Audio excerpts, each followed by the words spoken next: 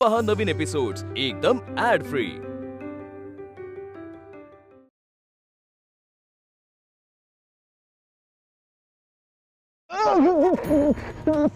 साहेब चूक झाली साहेब, माफ करा साहेब. You Indians can't even execute a single task. I asked you to go to the Kesri office and submit that news. It was that simple. हो साहेब, तेच केलं साहेब. Then how did that Pal Tilak come to know that it was my plan? Balwantrao, तुम्ही आधी माझ्या प्रश्नांची उत्तरे द्या. सांगा बरं, तो तक्रारदार खोटा होता हे तुम्हाला कसे कळले? काही विशेष नाही आगरकर. चला. मला नसेल सांगायचं तर राहू द्या. तसे मुळीच नाही.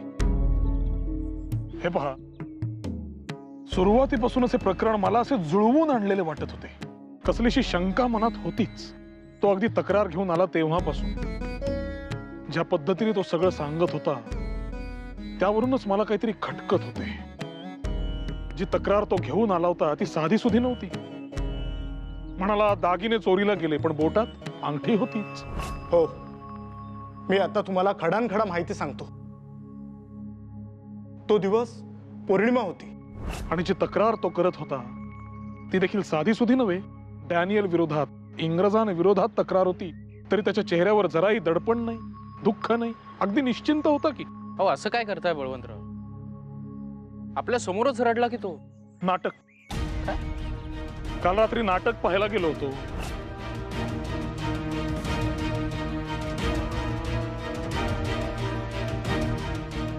संगीत चंद्रविहार. आता त्याचा इथे काय संबंध? अगदी सख्खा संबंध आहे. कुणाचा? तर तक्रारदाराचा, सोमनाथचा. तरी मला सुरुवातीपासून वाटत होते मी याला कुठेतरी पाहिलेलं आहे. विचार केल्यावर लक्षात आले, नाट्यगृहाबाहेर 2-3 वेळेला पाहिले मी त्याला. म्हणून काल रात्री नाटक पाहायला गेलो. संगीत चंद्रविहार. तर रंगमंचावर ही एवढी नटांची फळी. त्या दुय्यम नटांच्या फळीमध्ये एक ओळखीचा चेहरा दिसला. कोण असेल? सोमनाथ. अगदी बरोबर. मठ्ठासारखा पाठ केलेली वाक्य सुद्धा जेमतेम म्हणत होता. तेव्हाच माझ्या लक्षात आले, आपल्या कचेरीत कुणीतरी त्याला प्रयोग करायला पाठवलेले. पण आपल्या कचेरीत काही त्याचा प्रयोग रंगला नाही. पण काय इतक्याशा माहितीवरून तुम्ही मनात पक्के केले? नाही, मुळीच नाही. शिक्कामोर्तब करायला तक्रारीचा कागद होता ना. अहो, तक्रारीच्या कागदावर सरकारी कचेरीचा शिक्का होता. आता हा कापडाचा व्यापारी म्हणतो, याच्याकडे सरकारी कागद आला कुठून? या प्रकरणावर पडदा पाडायला एवढे पुरेसे होते. धन्य आहे बळवंतराव. वकिली बरोबर तुम्ही हेरगिरीचं शिक्षण देखील घेतलेलं दिसतंय. एक काम करा, त्या डॅनियलला 4 हेरगिरीचे धडे द्या. साहेब ऐका ना, माफ करा साहेब, चूक झाली माझ्याकडनं. तुम्ही सांगितलं तसंच केलं ना साहेब. I don't want any excuses. नाही तसं नाही साहेब, पण तुम्ही जसं सांगितलं तसंच केलं ना साहेब. माझं पाठांतर अगदी चोख होतं आणि नाटकात काम करतो साहेब. अभिनय पण उत्तमच होता. But you acted silly.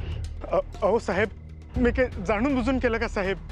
अहो, तुमच्या त्या सरकारी कागदावरचा शिक्का पुसट असूनही त्याच्या नजरेतून सुटला नाही साहेब. घारीसारखी तीक्ष्ण नजर आहे त्या टिळकाची. Shut up! I don't want anyone to praise him in front of me. चूक झाली साहेब, चुकलं माझं. बरं, मला जाऊ द्या ना साहेब. मी जाऊ? This is a quiet and secluded place. साहेब, मला इथे का आणलं? In the British rule, there is only one punishment for those who commit crimes. गुन्हा? साहेब, माझा काय गुन्हा यामध्ये? What crime? Because of you, that Tilak spit on my face.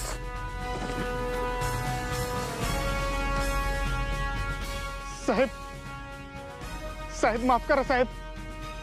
नाही साहेब, माफ करा साहेब.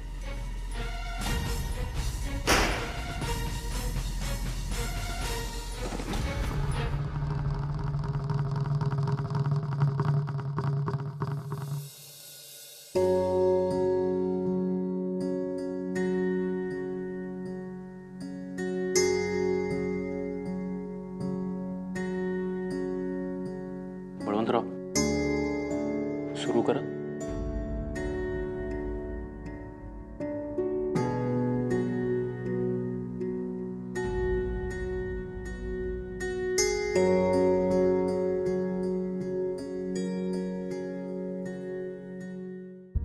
बघा, मला मान्य आहे परिस्थिती नाजूक आहे. तुम्ही एक काम करा, हवं तर काही दिवस घरीच थांबा वहिनींसोबत. कचेरीतली कामं आपण कचेरीतली कामे थांबवून चालायचे नाही.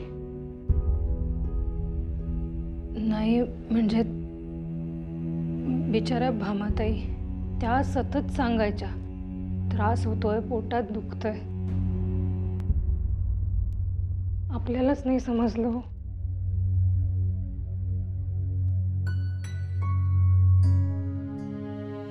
माझे झाले जेवण. ते पान तर पूर्ण म्हणालो ना, झाले माझे. भाऊजी हो, थोडं तरी निदान आता तरी वेळ देतो भामेला. तिला गरज आहे माझी. हो भाऊजी. तू पण ना, काय गरज होती आता हा विषय काढायची? हो पण मी मुद्दामूनच काढला आत्ता विषय. तुम्ही दोघं घरी असता का हे सगळं बोलायला? तिकडे भामाताई हे सगळं दुःख घेऊन जगतायत. त्यांना आत्ता भाऊजींच्या सोबतीची सर्वाधिक गरज आहे. हो, काळ हेच औषध आहे या सगळ्यावर. पुरुष वरून कितीही कणखर असल्याचं दाखवत असला तरी जेव्हा त्याच्या पत्नीला त्रास होतो तेव्हा त्याचा धीर पूर्णपणे ढासळतो. आणि हे असं गरोदरपणात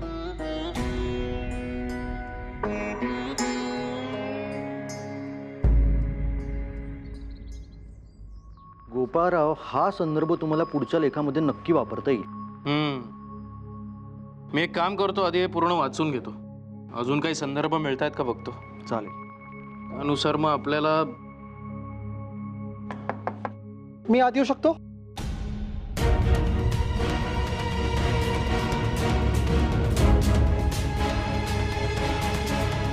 हे कोण आता?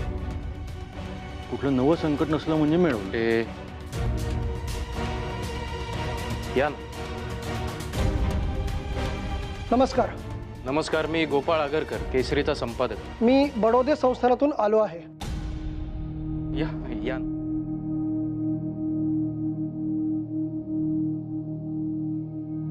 हे घ्या.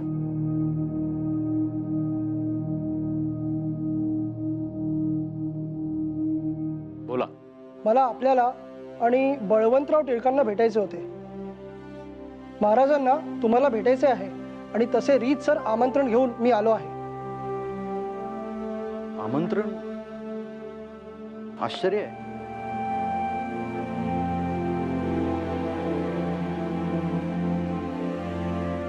बळवंतराव, शास्त्री बुवा.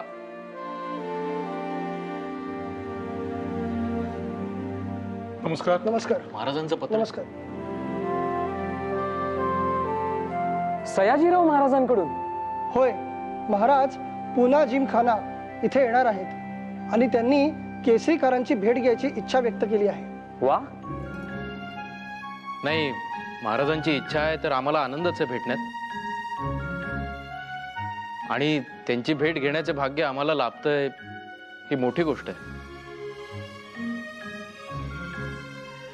आम्ही नक्की येऊ. आता मी तुमची रजा घेतो.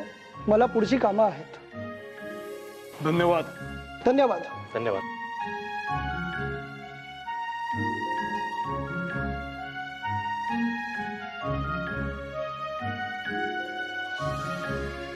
बळवंतराव, पुन्हा जिमखाना म्हणजे काही साधीसुधी वास्तू नाही.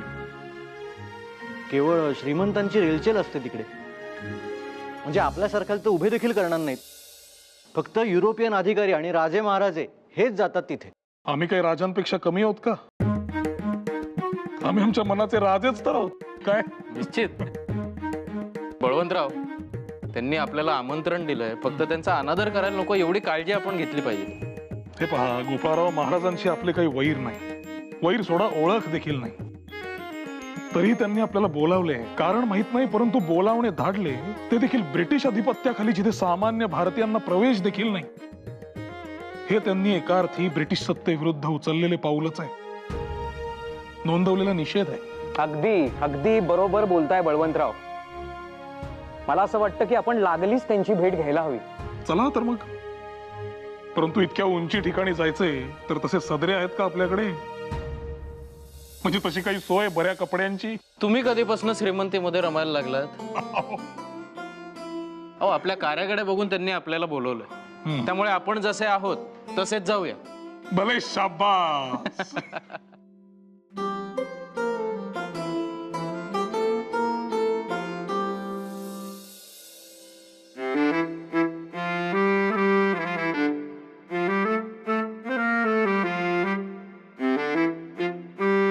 येतो ग मी. कुठे येत आहे? कुठे म्हणजे? मी म्हणालो तो सयाजीराव महाराजांना भेटायला जायचंय.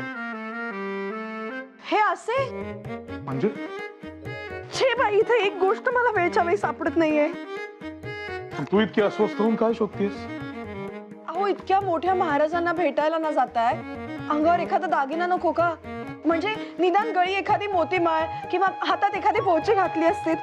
पण ती तर आपण काशीनाथ भाऊजींना देऊन टाकली ना. किमान तुमची भिकबाळी. भामे, हे सगळं हवंय कशाला? म्हणजे काय? मी काय नवरदेव आहे? नवरदेव म्हणे.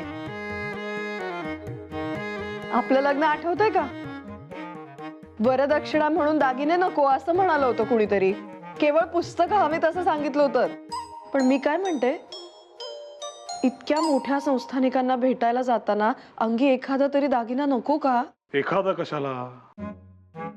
इतके दागिने आहेत म्हणूनच तर आमंत्रण आले. झालं का पुन्हा कोड्यात बोलणं सुरू तुमचं? भामे,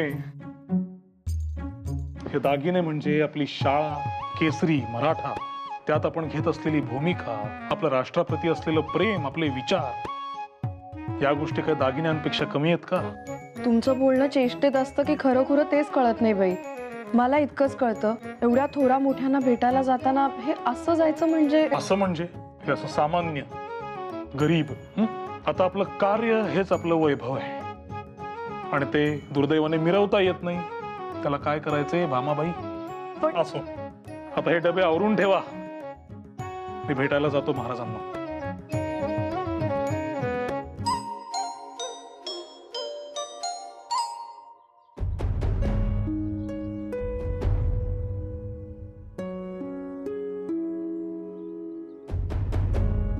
अहो थांबा, कोण तुम्ही?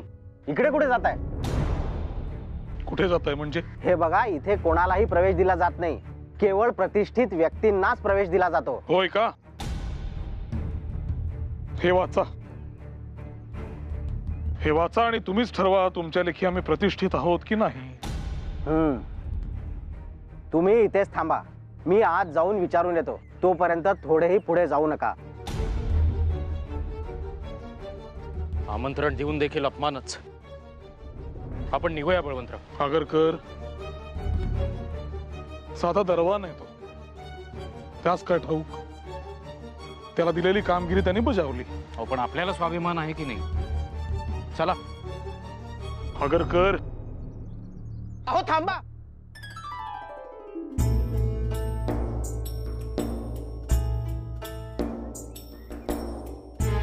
अहो कुठे निघालात आपण? नमस्कार, मी बडोदे संस्थानाचा चिटणीस. आपण आला आहात याची मला कल्पना नव्हती. हो, नमस्कार. आम्ही अगदी वेळेच्या आधीच आलो होतो. मला कल्पना आहे आपण दिलेली वेळ पाळणारच. खरं तर मी तुमच्या स्वागताला यायला पाहिजे. नाही, काळजी नसावी. अगदी शास्त्रोक्त पद्धतीनं स्वागत झालंय आमचं. मला थोडा विलंब झाला, त्याबद्दल क्षमा करा. या.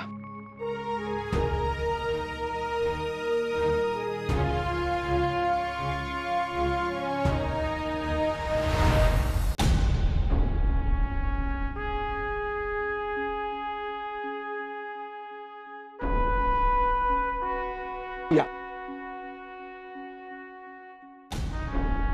Who are these Indian commoners? What are they doing here? Excuse me, waiter!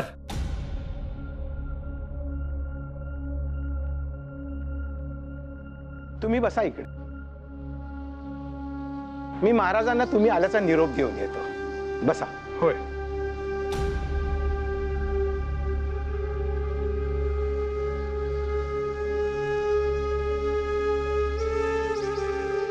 Who are they? I don't know.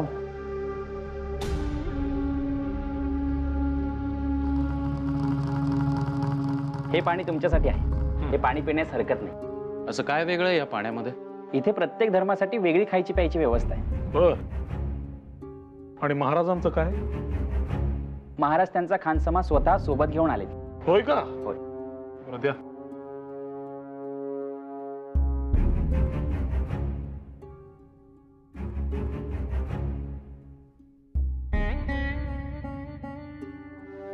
तुम्हाला काय हवी असल्यास सांगा मला. मी आहे तुमच्या सेवेत. होय का? बर. Why are these villagers getting special treatment? Don't know, ma'am.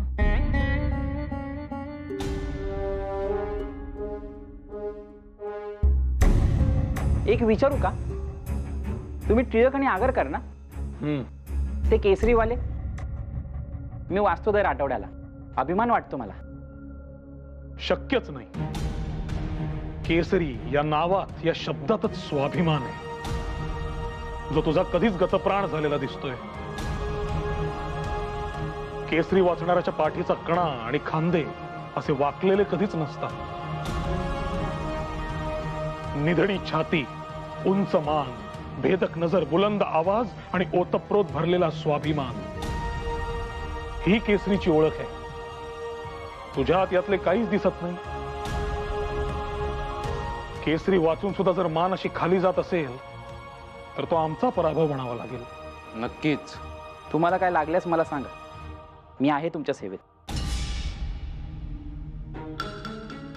Who are they? Ask them to keep quiet or get lost. केसरी वृत्तपत्राचे मालक आहेत ते. महाराजांनी स्वतः त्यांना भेटीसाठी बोलवलं आहे. Newspaper? What's so special about it? We have several newspapers already. You get lost. यावं महाराज.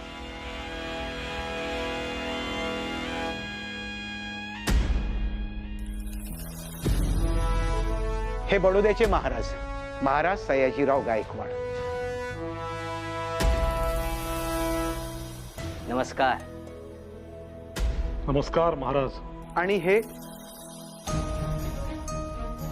बळवंतराव टिळक आणि गोपाळ गणेश आगरकर. स्वागत आहे केसरीकार. बसा. तो मान आपला. आपण प्रथम आसनस्थ व्हा. आणि हो, आपला उचित गौरव झाल्याबद्दल आपणास शुभेच्छा. अहो, हा जो मान मिळू शकला आहे यात तुमचाच मोठा हात नाही का? बसा.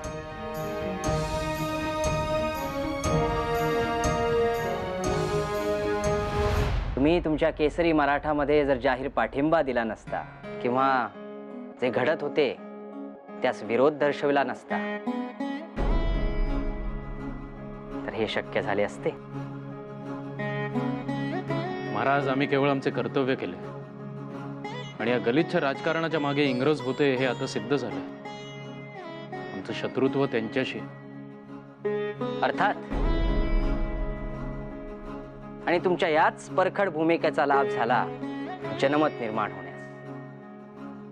म्हणून सांगतो, तुम्हाला कधी कुठलीही समस्या असेल, अडचण असेल तर फक्त एक हाक द्या. आम्ही सदैव तुमच्या पाठीशी असू. महाराज, आपण हे बोलला या शब्दांनीच भरून पावलो आम्ही. तुम्ही जे राष्ट्रीय शिक्षण देत आहात त्यासही चांगला पाठिंबा लाभलाय. उत्तम गोष्ट आहे. शिवाय पुण्यातील जे स्थापत्यशास्त्राचे कॉलेज आहे त्याचेही देशाच्या उभारणीमध्ये मोलाचे योगदान असेल. पण प्रश्न त्याच्या पलीकडचे देखील आहेत. आहेतच महाराज. आणि त्यांच्याकडेच आपल्याला लक्ष वेधायचंय. सामाजिक विषमता, निरक्षरता, भेदभाव आणि इतर सामाजिक प्रश्न देखील आहेत. ते कसे सोडवायचे हाच विचार आहे. आणि महाराज, जोवर राजकीय हस्तक्षेप थांबत नाही तोवर हे प्रश्न काही सुटायचे नाहीत. कारण सत्ताधाऱ्यांना प्रश्न सोडवायचे नसतातच, ते वाढवायचे असतात, मोठे करायचे असतात.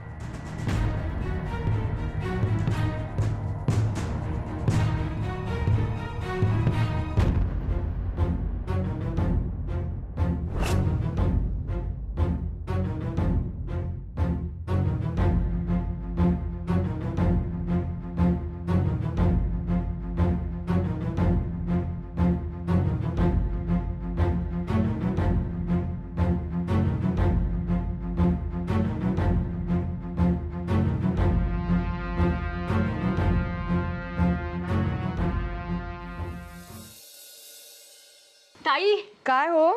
हे पहा, हे काय? मी रामरक्षेतला श्लोक लिहिलाय पाटीवर. अगं बाई, किती सुंदर. वा वहिनी, इतक्याशा वेळात केवढी प्रगती केली तू.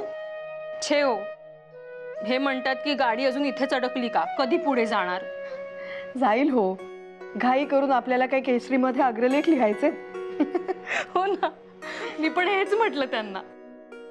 आणि काय, तुमची पाटी कुठे आहे? गिरवताय ना अक्षर का नाही? नाही, ते मध्यंतरी जे झालं त्यानंतर.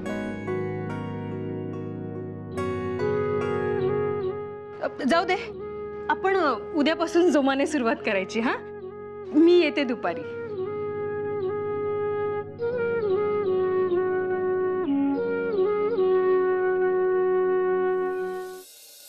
येऊ आम्ही.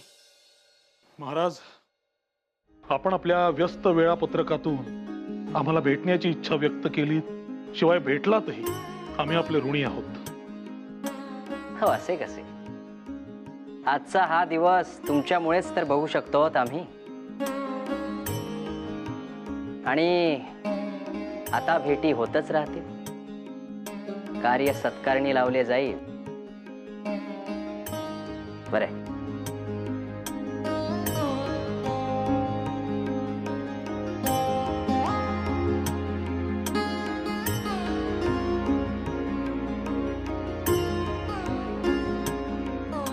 How did these two townsmen dare to come here? अरे वा, विरोधाभास पाहिलात का गोपाळराव? ही सगळी आपली माणसं, ही भूमी आपली, ही वास्तू आपली. त्यात पैसा ओतला या संस्थानिकांनी. आणि रुबाब कोणाचा? या फुकट्यांचा. You are the first Indian commoner and will be the last to come to this place. Get lost! पहिले नाही, आता पहिले आणि कायमचे असं म्हणा. आणि कुठली भूमी? आमच्या भूमीत तुम्ही शिरकाव केलाय आणि राहता इथे आता. You better get lost.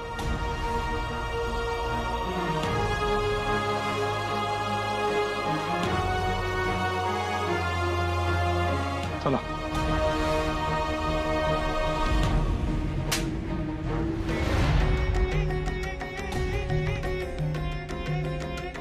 माझ्यावरचा राग त्या बिचाऱ्यावर कशाला काढताय? कुठल्याही दुर्बलावर हात उचलणं यात पुरुषार्थ नसतो. असेल धाडस तर माझ्यावर चालून या.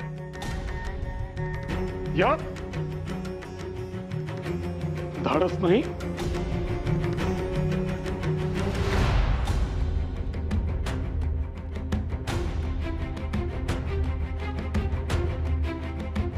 You! Just get lost from here!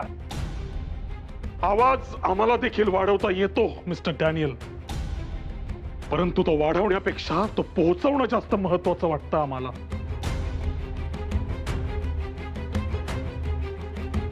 तुम्ही केसरी वाचता ना? तरी अजून समजत नाही खरं शत्रू कोण ते?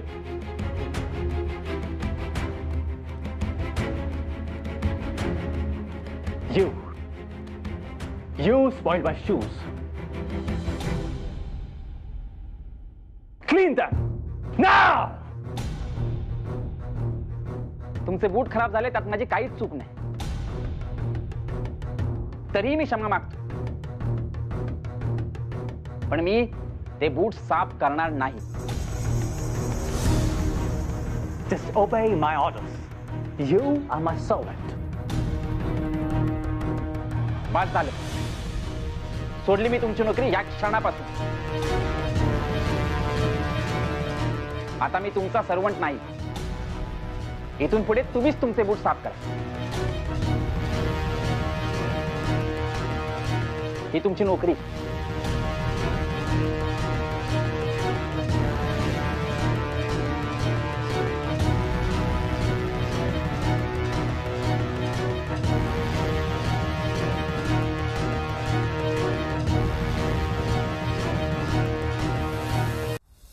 बुवा, नोकरी सोडलीत खरी, तुमच्या मानीपणाचा अभिमान देखील वाटतो, परंतु आता पोटा पाण्याचे काय? मला माझी चिंता नाही बघा. एक वेळ उपाशी राहील पण मान सोडणार नाही. अहो लय अपमान घेऊन आता कुठं सापडलाय हो. नाही, तुमचा निर्णय चांगलाच आहे, परंतु कुटुंबाचे काय, मुलाबाळांचे काय? अहो त्यांच्यासाठी शेतात राहते. शेतात राबल्यावर बी 2 वेळचं अन्न मिळतच की हो. पण आता या परक्यांची चाकरी नाही करणार. तुमच्या केसरीनं शिकवलंय बघा. चूक आपल्या केसरीने शिकवलंय. वय आपला केसरी. Mr. Daniel, why did you provoke them? Then what I was supposed to do, huh?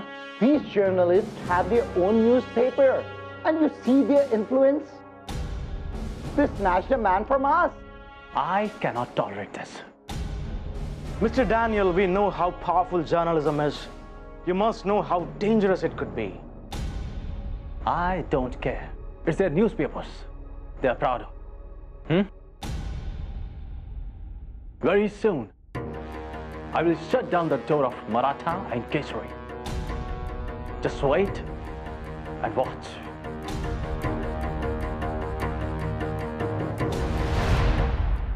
ताई द्या इकडे. हे पण नाही, सवड मिळाली की तुम्हाला आराम नसतोच करायचा. काही ना काहीतरी आपलं आहेच. हो, हे सगळं कोण करेल मग? अहो पण जरा स्वतःच्या तब्येतीला जपा, काळजी घ्या तुम्ही. बर. भामे, भामे. जानकी काकू आल्या की काय? या.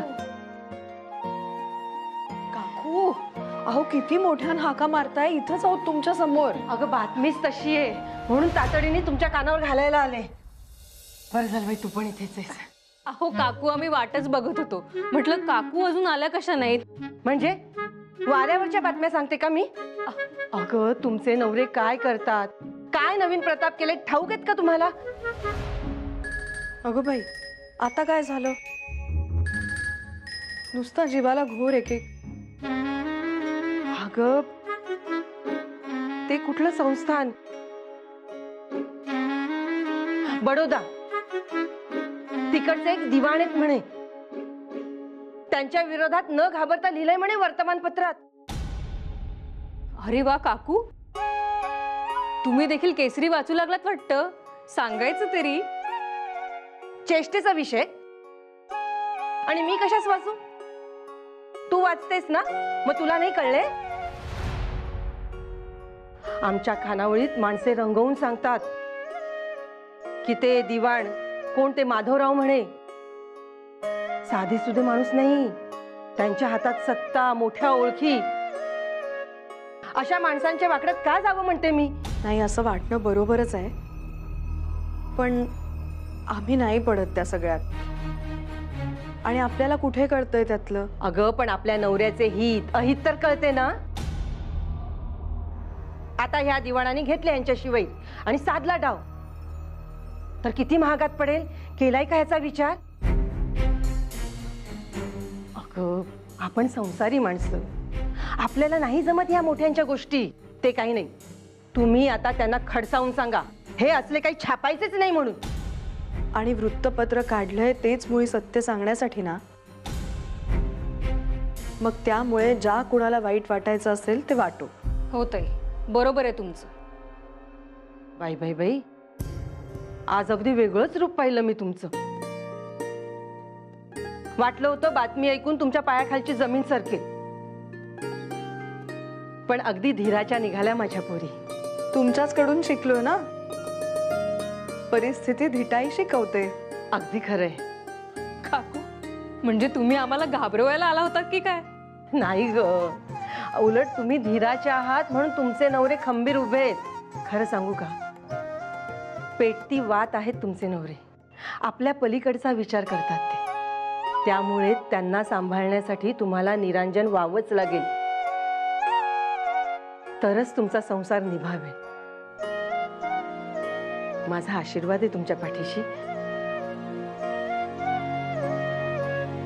पण तो किती फळेल हे ईश्वराला ठाऊक. असं काय म्हणताय?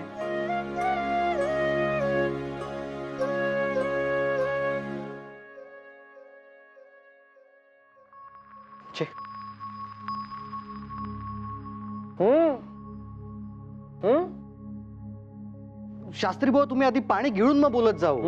कसे कळणार आम्हाला काय बोलताय ते? अहो नाही, मी एवढंच विचारतोय, फेऱ्या का मारताय? अहो आता एवढी आनंदाची बातमी कळली आहे, पण या दोघांचा पत्ताच नाही. मंडळी हे आले, ऐकलेत का? अंते विजयम प्राप्तवान. आजचा दिवस म्हणजे देशाच्या इतिहासात सुवर्ण अक्षरात लिहून ठेवायला हवा. प्रश्नच नाही. अहो सयाजीराव गायकवाडांना कारभाराची सूत्र मिळाली, त्यांना मुखत्यारी मिळाली. अहो बडोद्यासाठी ही खूप महत्वाची गोष्ट घडली. अहो त्या टी माधवरावाच्या श्रीमुखात अशी सणसणीत चपराक बसलीये. आणि आजूबाजूला बिकट परिस्थिती असताना सुद्धा महाराजांना न्याय मिळाला, कारण त्यांची बाजू सत्याची होती, न्याय्य होती. म्हणून सगळेजण त्यांच्या पाठीशी उभे राहिले. अहो बाहेर सगळे हेच म्हणतायत की केसरी आणि मराठ्यांनी महाराजांची बाजू उचलून धरली, सातत्याने पाठपुरावा केला म्हणून हे घडतंय. हे देखील योग्यच आहे, परंतु 100% योग्य नाही. अर्थात आता येताना देखील अनेक जण मला हेच सांगत होते, पण अनेक लोकांनी त्यांच्या बाजू मांडल्या, लेख छापले, आवाज उठवले. त्यामुळे हे यश सर्वांचे आहे. आपण फक्त निमित्त मात्र आहोत. निर्विवाद. नाही ते असू देत, पण कसं आहे, या सगळ्या प्रकरणामुळे केसरी आणि मराठा या वृत्तपत्रांबद्दल लोकांच्या मनात जो विश्वास निर्माण झालाय ना, तो फार महत्वाचा आहे. ही विश्वासार्हता संपादन करणं फार कठीण काम आहे.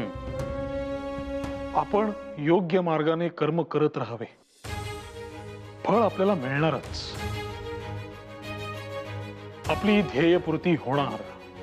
मंडळी, ही त्याचीच नांदी आहे.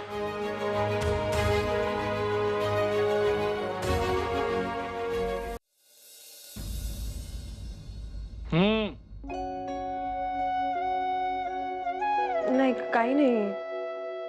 बोल. ते म्हणजे बोल. काल जानकी काकू आल्या होत्या. तुम्ही कुणाच्या तरी विरोधात लेख लिहिलायत म्हणे. त्यांच्या खानावळीत लोक सांगत होते, फार धाडसाचं काम करता आहात म्हणे. महत्वाचे काय, आपली भूमिका लोकांना योग्य वाटतेय. अहो पण त्या असं म्हणाल्या की हे काही साधं सुधं प्रकरण नाही म्हणून. म्हणजे अचानक काही असं अंगलट नको यायला. वृत्तपत्र सुरू करण्यामागे हेतूच हा होता की समाजातील सत्य बाहेर यावे. अहो पण ते लोक साधे सुधे नाहीत ना. म्हणजे त्यांच्यापैकी एखादा चिडला, तुम्हाला भय नाही का वाटत? निर्भीडता ही आपल्या वृत्तपत्राची ओळख आहे. आणि आपल्या संस्थानांविषयी आपणच नाही बोलणार तर मग आणखी कोण बोलेल? इंग्रज सगळी संस्थानं घशात घालून बसतील. पण संस्थानांचा आणि इंग्रजांचा काय संबंध? तिथे तर आपलेच लोक राजे आहेत ना.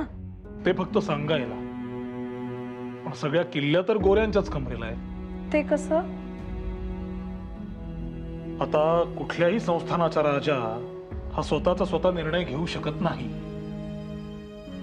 त्याच्यासोबत दिवाण असतात, रिजंट असतात.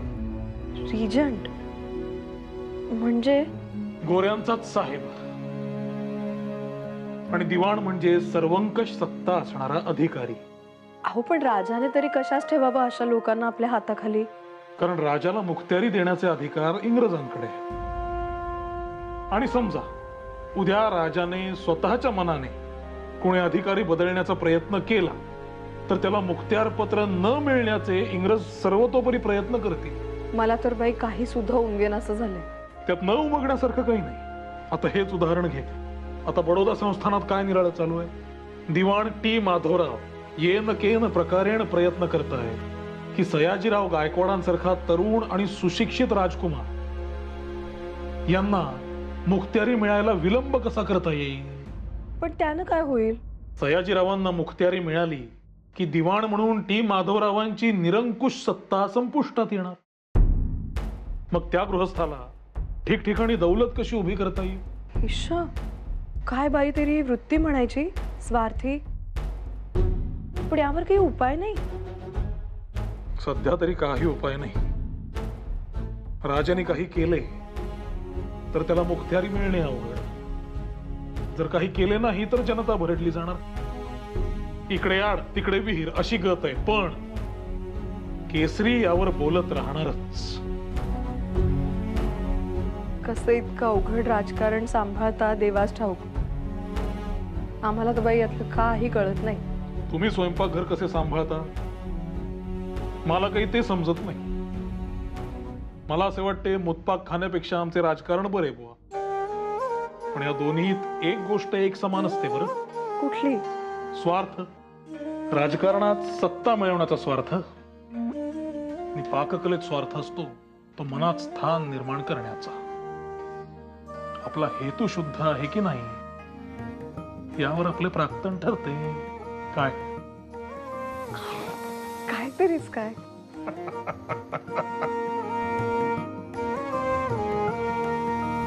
भामे, ए भामे, भामा. अरे सासूबाई या बसा. अरे बाई, अहो घामाने किती निथळतंय अंग. बाहेर ऊन आहे की वणवा तेच समजत नाहीये. दे बाई पाणी दे.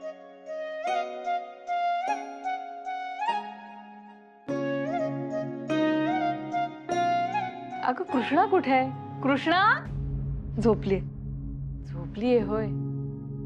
मला वाटलं आल्या आल्या भेटेल. बघता बघता मोठी होईल आणि एक दिवस अंगणातून भुरकन उडून जाईल बघ. पोरं बाळा असल्याशिवाय ना घराला श्रीमंती नाही बघ. तू बरी आहेस ना? ये बैस इथे. तब्येत पाणी सगळं व्यवस्थित आहे ना? त्रासबीस होत नाही ना काही आता? नाही. हे घे तुझ्यासाठी पौष्टिक लाडवांचा डबा आणलाय. रोज खात जा. काय यानं शरीराची झालेली सगळी झीज भरून निघते. आणि तुला काही त्रास होत असेल ना तर मोकळेपणानं सांग हो मला. अंगावर काहीही काढायचं नाही. अहो मला काही होत नाही आता सासूबाई. खरंच तब्येत चांगली आहे माझी.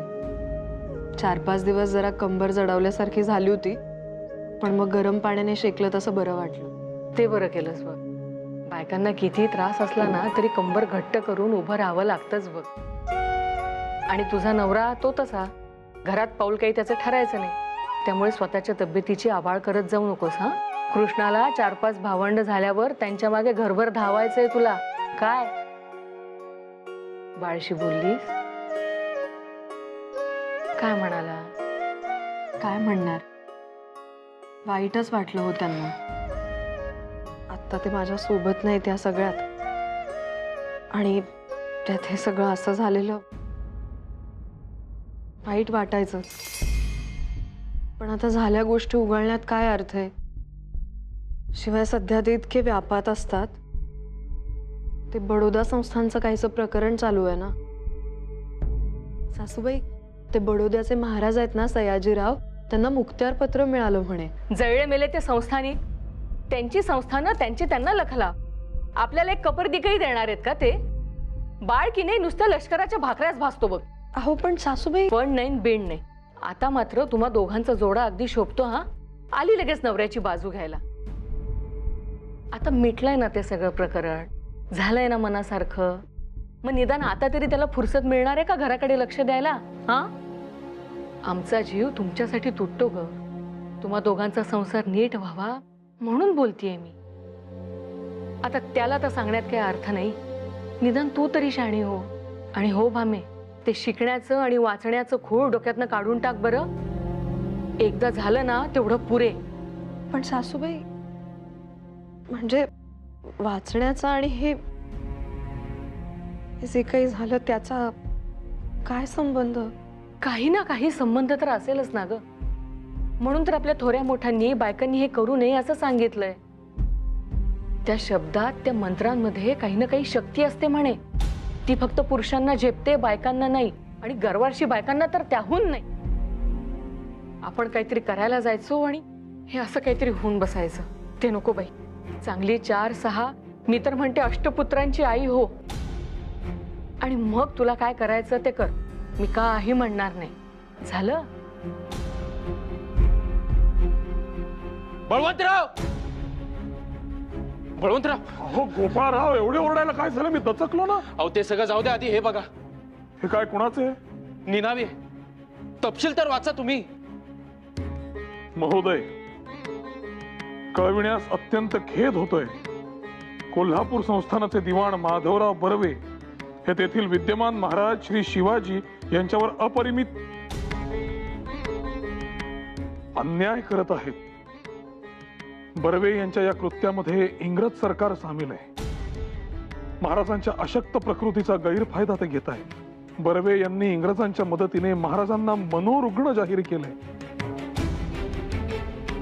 इतकेच नाही तर त्यांच्यावर उपचार करायचे सर्व हक्क स्वतःकडेच ठेवले. महाराजांची भेट घ्यायची परवानगी केवळ बर्वे यांच्या मर्जीतील मंडळींना आहे. बर्वे यांनी स्वतःचे खिसे भरून स्वतःसाठी भव्य इमारती बांधून घेतल्या आहेत व त्याचा भार संस्थानावर पडलाय. इतर गुन्ह्यांकडे कानाडोळा केला तरी आपली अस्मिता असलेल्या महाराजांवर अन्याय व्हावा आणि आपण ते पाहत राहावे, या इतके दुर्दैवी दुसरे काही नाही. आगरकर, आपल्या कोल्हापूरच्या महाराजांबाबत हे असं घडतंय आणि आपण अनभिज्ञ आहोत. मला देखील याचेच आश्चर्य वाटतंय बळवंतराव. इतके थेट आणि गंभीर आरोप केलेत आणि पत्रही निनावी आहे. तो साहजिकच. लिहिणाऱ्यास भय वाटले असणार. प्रकरण खोटे निघाले तर त्याला शिक्षा आणि खरे निघाले तर जीवाच धोका. महत्वाची गोष्ट ही आहे की जर हे प्रकरण खरं असेल तर आता आपल्याला शांत राहून चालणार नाही. हा कितीही झालं तरी श्री शिवाजी महाराजांबद्दल आहे. आपले छत्रपती आहेत ते. अर्थातच आपली अस्मिता आहेत, आपला अभिमान आहे. त्यांच्याबाबत हे असं कृत्य कोणी करूच कसं शकतं? बळवंतराव, या प्रकरणाच्या मुळाशी आपल्याला जावंच लागणार आहे. केसरी आणि मराठा आता शांत राहून चालणार नाही. आता या आगीचा दाहच ठरवेल त्याचे लोण कुठवर पसरणार ते. आता याची पूर्ण शहानिशा केल्याशिवाय शांत बसायचे नाही.